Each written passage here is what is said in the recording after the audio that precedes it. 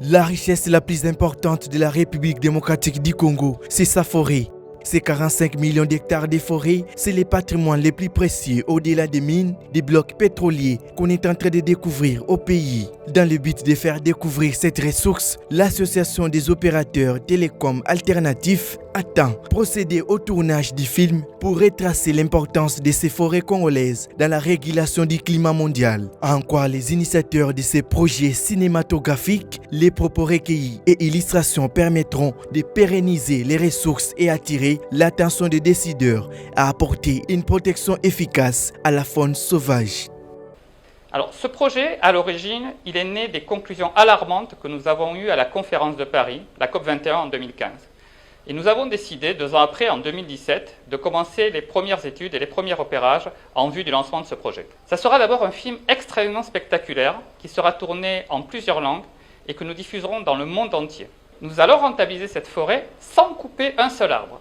Parce que le carbone séquestré aujourd'hui, c'est une immense richesse.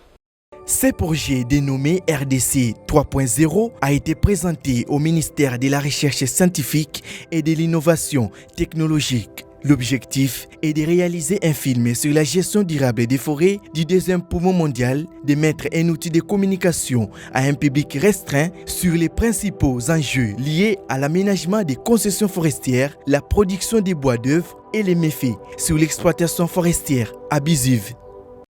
Au G20 d'octobre 2021, le président Tshisekedi a attiré l'attention des présidents et chefs de gouvernement sur l'importance cruciale du prix de la tonne de carbone forestier.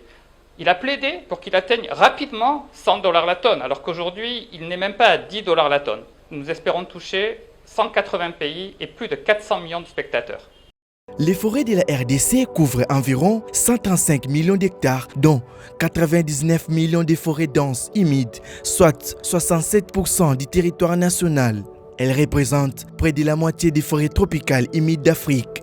À l'instar des autres secteurs économiques, le secteur forestier est aussi entré dans une phase de relance. Outre les ressources continues dans les forêts congolaises, les plus grandes réserves de flore sont concentrées dans les 3 jardins botaniques du pays, à savoir à Kinshasa, Yala, Mbandaka en Équateur et Kisantu au Congo central. Ces jardins sont plus qu'un simple espace de loisirs, ils assurent la conservation des plantes rares et servent en même temps de centres d'éducation à l'environnement et lieux de recherche sur la biodiversité.